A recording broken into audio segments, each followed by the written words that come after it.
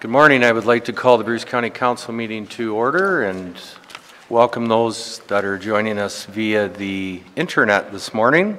First item of business is the roll call this morning. Councillor Buckle. Present. Councillor Eady. Present. Councillor Eagleson. Present. Councillor Ingalls. Sorry, Mr. Gierzak. Councillor Jackson. Present. Councillor McKeever. Councillor Smith. Warden Tulin. Present. At this time, I'd ask anybody from council to declare pecuniary interest, either now if it arises down the agenda. Hearing none, confirmation of council minutes, September the 7th. I have a motion moved by Councillor Eagleson and seconded by Councillor McKeever that the minutes of the September 7th, 2017 council session be adopted as circulated. Any errors, omissions, or discussions from those minutes? Hearing none, all those in favor, opposed if any, that is carried. The communications have been circulated. Next up, delegations. Residential hospice planning in Grey Bruce. We have Lisa Penner and Alex Hector. Welcome to Bruce County Council. The podium is yours. There's a little red button right on the, there you go. It's hard to believe it's been a year since I was here last time, but I do remember the red light needs to be on, so hopefully everybody can hear us okay.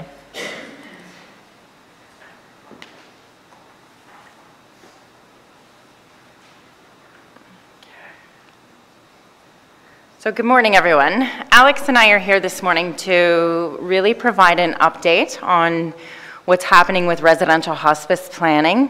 1 year ago, I was here and we shared with you that we were looking at residential hospice capacity, new capacity for Bruce County, and very happy to come back today to say that we have leveraged that capacity at this point, and so we're just working through the details of what that's going to look like. So we're here today to basically provide you with some information around the planning that's happening within the communities.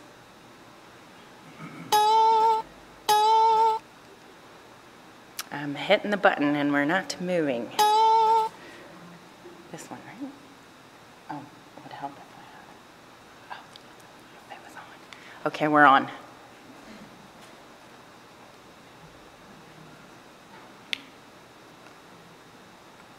There we go. So my eyes are not that good. I think most of you have this slide in your package, and I'm just going to refer to my laptop so that I can see the statistics here.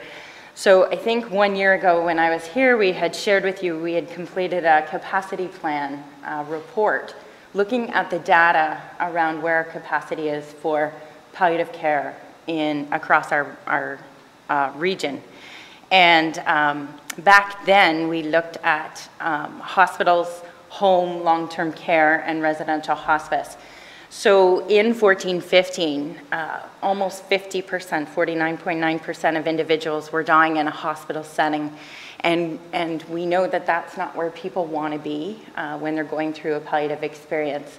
90% of individuals want to be in their home, if at all possible. And if they can't be at home, then residential hospice is the next choice. So we needed to start looking across our healthcare system, how are we going to improve our numbers and the care that we're providing, and how are we going to reduce the number of individuals dying in hospital? How are we going to increase the number of individuals being able to remain in their home during their journey? And if they can't be at home for whatever reason, maybe they don't have a spouse or care providers that can assist them at home, what services can we put in place in the Southwest so that we can keep them in their home if that's where they want to be? So this slide really shows the provincial benchmark for where people should be dying, and we had a lot of work to do. We needed to reduce the number of deaths in hospital to 25% from 49.9. And residential hospice, 12% should be dying in hospice, and we're only at 4.4. So how do we improve that in our system? So that's what we've been working towards over the last year.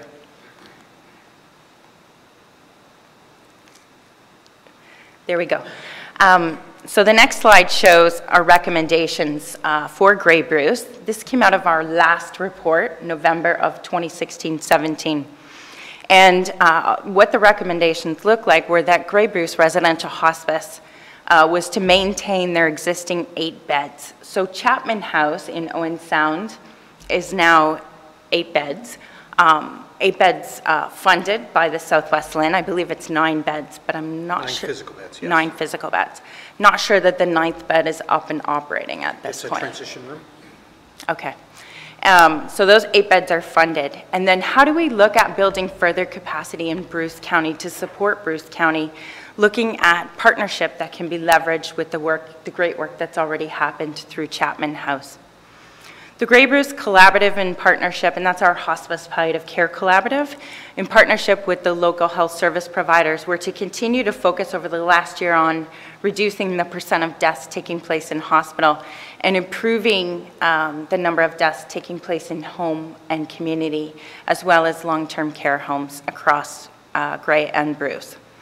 And the Grey Bruce Collaborative in partnership with the providers were also to consider optimizing patient location by exploring the possibility of a 7-day admission to hospice care.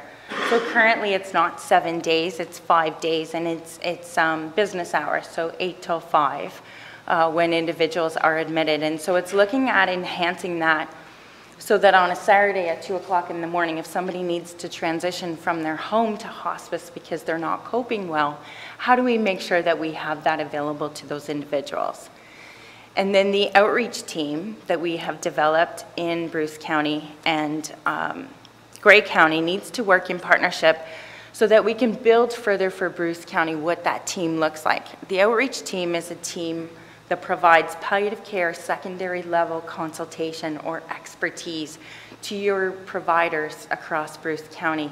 So it can be family physicians, nurse practitioners currently practicing in Bruce County.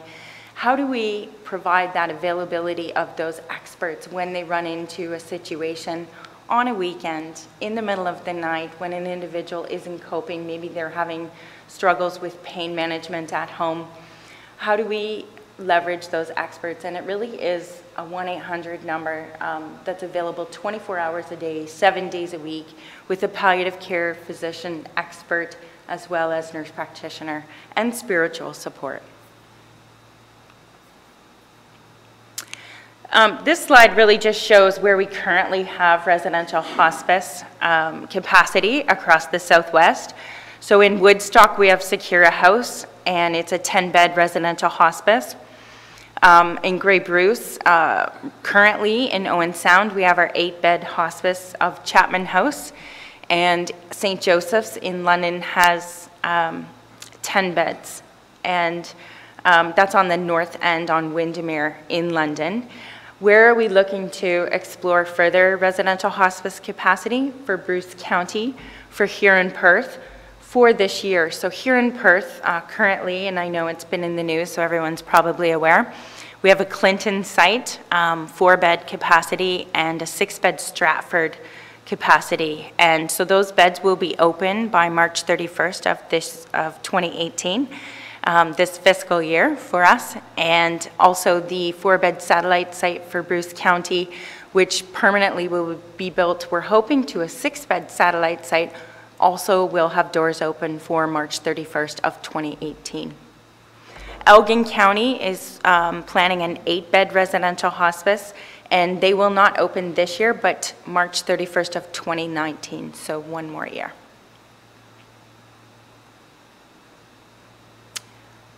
So Alex, I'm wondering if you want to just comment on the local work that's been taking place with the communities. Sure, absolutely. We've been working closely with a very committed and passionate group of citizens from the Hanover and Brockton areas. They got together about a year and a half ago. We began exploring the whole satellite concept with them, and we're very excited to be partnering with them. Currently, we're scheduled to meet later this month to start begin developing the business case and the implementation plan for Firstly, a temporary location at the Hanover Hospital, and ultimately a permanent site located in Brockton. We're going with a temporary site for really two reasons. One is to make sure that we secure the funding from the Ministry of Health. Typically these types of things, if we aren't able to act, the funding can disappear. So we really need to act with a sense of urgency. And that secondly gives us time to secure a proper location and be very thoughtful in terms of the design and construction considerations. We've learned from Chapman House that it really is important to create a residential feel, not an institutional feel. And so being nested in the hospital is not ideal, but certainly can be accommodated on a temporary basis. But ultimately, we want to create a home for hospice here in Brockton. So plans are underway, and as I mentioned, we're meeting later this month to begin getting it down to specifics in terms of action items, dates, and so on. So more to come on that. The Southwest Lynn Board of Directors on September 19th approved ongoing operational funding for a 4-bed residential hospice for Bruce County. So we are very happy to hear that. We were able to move our application forward to the Ministry of Health and Long-Term Care for capacity funding. And that application really would look like $200,000 for capital funding for each one of those beds at this point. We have approached the Ministry of Health and Long-Term Care for our permanent sites located in the Brockton area and Bruce County, that we are looking to build a 6-bed site, not a 4-bed site, because through the work of Chapman House, we've been able to determine that there are greater, more cost-effective efficiencies from having a 6-bed residential hospice site versus 4. Some of the benefits of a satellite site model is the ability to be able to leverage some of the back office resources of Chapman House. That would include some of the finance departments, the leadership and supporting services that really keep those wheels running behind the scenes of the hospice. A consistent staffing model supported by Hospice Palliative Care Ontario. So definitely we've been working with them, looking at their quality guidelines around residential hospice planning. Here in the Southwest Lynn, we also have residential hospice planning guidelines. We've ensured that as we've gone through this process, we've been following those. Looking at one governance, really to be supported by both Grey and Bruce County, so working collaboratively, and a support of the overall best practices for hospice palliative care. And those best practices, really there's quality standards that have just been released through Health Quality Ontario. So we're making sure that as we move forward with this wonderful piece of work, that we're aligning with those quality standards across the province. And that's really our presentation, but if anybody has any questions for Alex and I, we're happy to answer those. And thank you for having us today. Good questions, Anne. So the $200,000 per bed, it says application for the Ministry of Health funding, capital funding.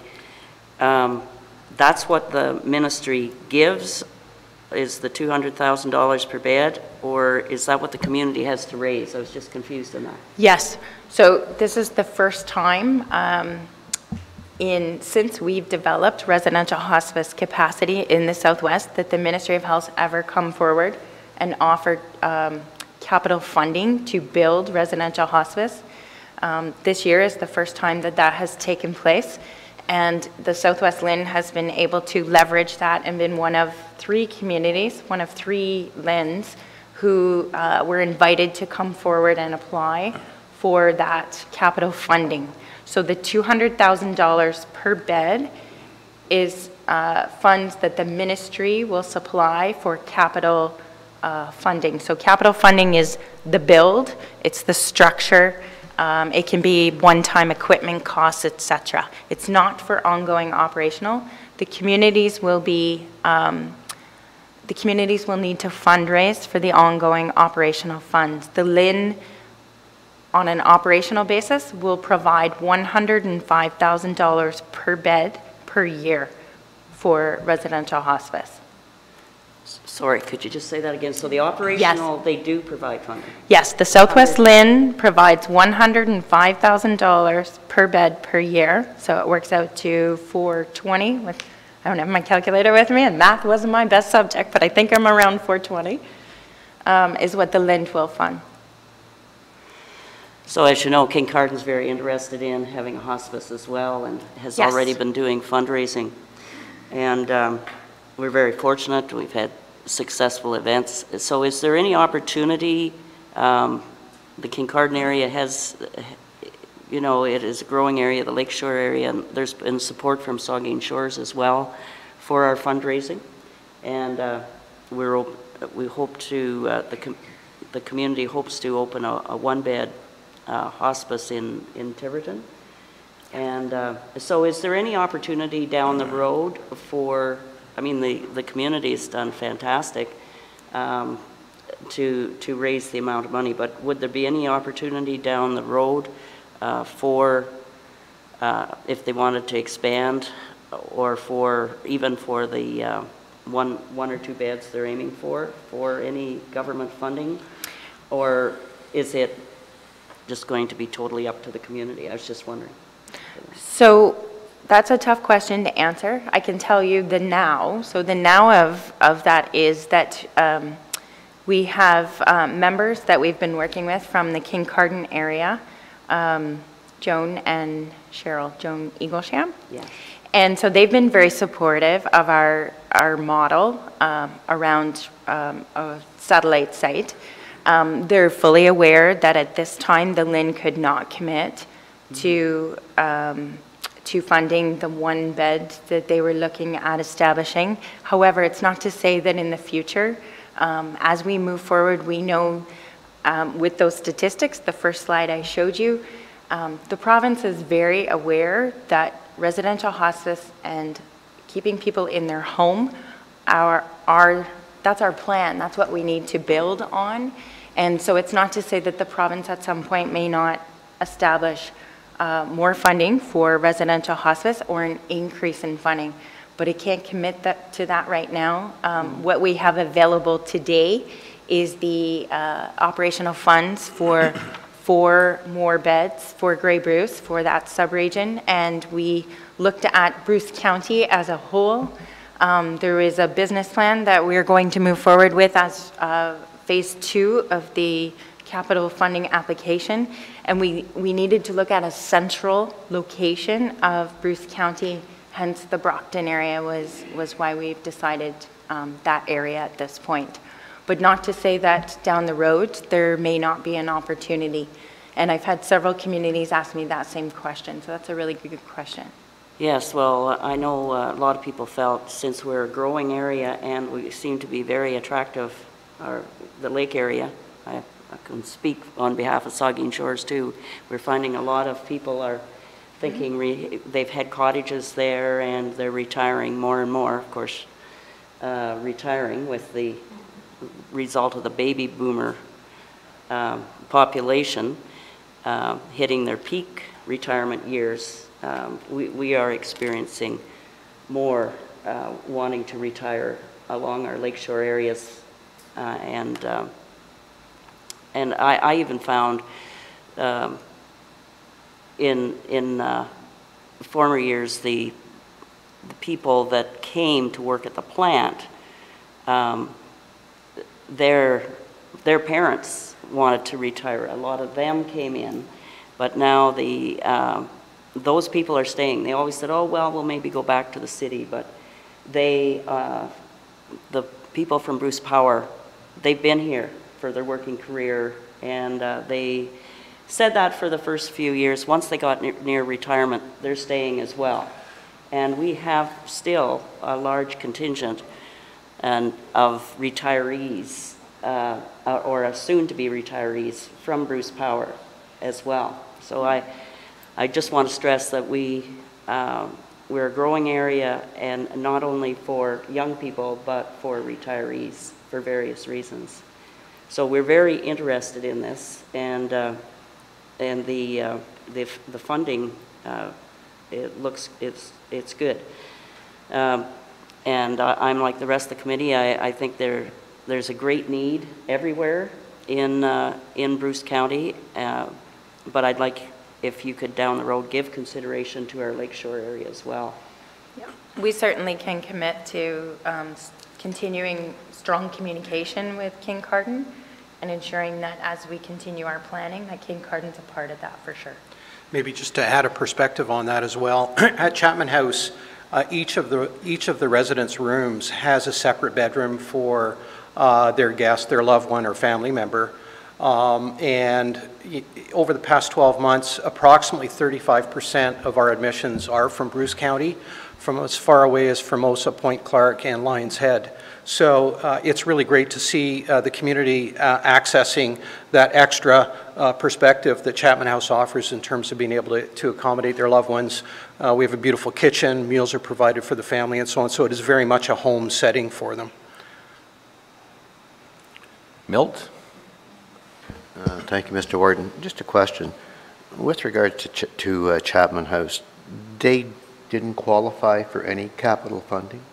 Did they receive any capital funding? No, that was fully funded by donations from the community throughout Grey Bruce.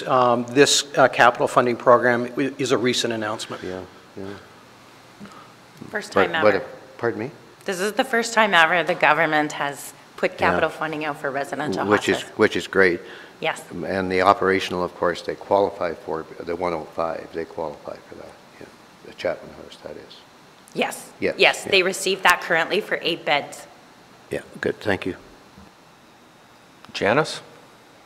Thank you, Mr. Warden. Thanks for coming today. This is great information. Did Chapman House hit their target, or did they fall a little bit short in their fundraising overall? We are a little bit short, but we're very confident that through raising operating funds, through donations, that we'll be able to close that shortfall within the next 12 months, approximately $250,000. $250,000. Yeah, and we're aware how many Bruce County residents end up there, which is why I think this county or this council is supported in a capital grant. But I think this is fantastic news. I know that it's typically and historically put a lot of pressure on the communities to come up with the money themselves, which is why there's a real lack of hospice. I'm a huge supporter of hospice, and I'd like to see one on the peninsula for sure. So the $105,000 annual for operating, because prior to that, it was just if the bed was full, they got some money from the government, right? And if that bed was empty, there was no funding for the hospice. I think that's the way that it operated before. Yeah, so it's not around whether the bed's full or empty anymore. No, it's just a standard 105, no matter how many. Oh, that's wonderful. Right. Okay, and 200,000 from the ministry. And what I can share with you is with our other residential hospice sites that we have across the Southwest, their occupancy is over 80%. Yep. St. Joe's in London was 96% average last year. If they're full, Yep. there's a need. There's a huge need for it, Yeah. and I don't think a lot of people really understand the difference in the care between a hospital setting and a hospice setting, and it's night and day. There's no comparison, and to me, there are not enough hospices in Ontario, and I'm suspecting in Canada. So this is wonderful news, the funding, and like I said, I would love to see a hospice open up on the peninsula somewhere. So we might be coming at you. Thank you. Good. Good. Anything else from council? Well, thank you very much for your presentation, and keep up the good work. Thank you very much. Great. Thank you very much. Thank you. Okay, are there any reports from staff this morning? See none. Inquiries. I have one. This morning, I would like to recognize Janice Mawhinney. As you're aware, Kathy was away taking care of herself for a little while, and we're grateful Kathy's back and in full spirit and full health. Good to see. And during Kathy's absence, Janice served in an acting capacity. Janice led the team at the museum. She advanced the annual business plan as well as the new exhibits. The recent launch of the Field of Dreams is a small example of Janice's good work. Her leadership and the work at the museum with the museum team allowed Kathy to have confidence in the overall operations, which allowed her to focus on her physical health. So today, on behalf of Bruce County Council, I would like to thank Janice for all of her dedication, and if you would please come forward, we have a little token of our appreciation.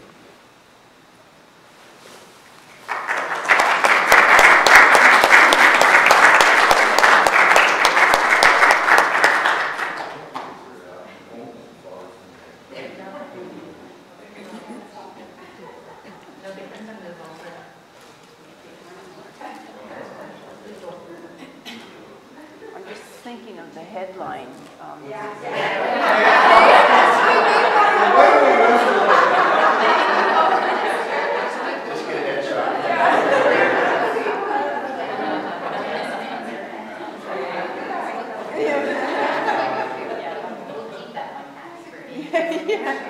that's for the Christmas party, Janice.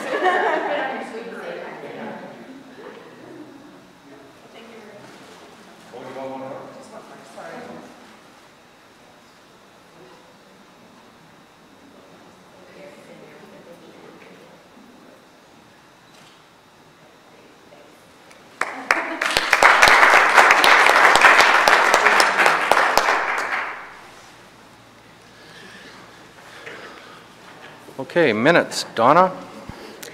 I have a motion moved by Councillor McKeever and seconded by Councillor Eagleson that the minutes of the following committees be approved. September 7th, 2017, Executive Committee, Corporate Services Committee, Homes Committee, Human Resources Committee, Museum Committee, Paramedic Services Committee, Planning and Development Committee, Social Services and Housing Committee. September 21st, 2017, Executive Committee, Highways Committee, Planning and Development Committee. September 28th, 2017, Corporate Services Committee. September 29th, 2017, Corporate Services Committee. Are there any errors, omissions, or discussions from any of those minutes? Hearing none, all those in favor? Opposed, if any? That is carried. Any notice of motions this morning? Seeing none. Other business. Is there any other business this morning? None. Bylaws. I have a motion moved by Councillor Smith and seconded by Councillor Buckle that the following bylaws be adopted. 2017-061 is a bylaw to establish a records retention program policy for the County of Bruce. 2017-062 is a bylaw to authorize the execution of a lease extension and amending agreement, lease number L10714, between the Corporation of the County of Bruce and Her Majesty the Queen and Right of Ontario, as represented by the Minister of Infrastructure. 2017-063 is a bylaw to authorize the execution of a lease agreement between the Corporation of the County of Bruce and 392720 Ontario Limited for the ambulance station located in Kincardine, Ontario. 2017-064 is a bylaw to adopt amendment number 225 to the County of Bruce official plan. 2017-065 is a bylaw to designate community safety zones on a portion of certain highways under the jurisdiction of the Highways Department. 2017-066 is a bylaw to establish a highway. 2017-067 is a bylaw to confirm the proceedings of the Council of the Corporation of the County of Bruce at its meeting held the 5th day of October 2017. Are there any discussions on any of those bylaws? Seeing none, all those in favor, opposed if any, that's carried. Thank you. Adjournment. I have a motion moved by Councillor Smith and seconded by Councillor Buckle that we adjourn to meet again Thursday, November 2nd, 2017 at 9:30 a.m. All those in favor, opposed if any, that's carried.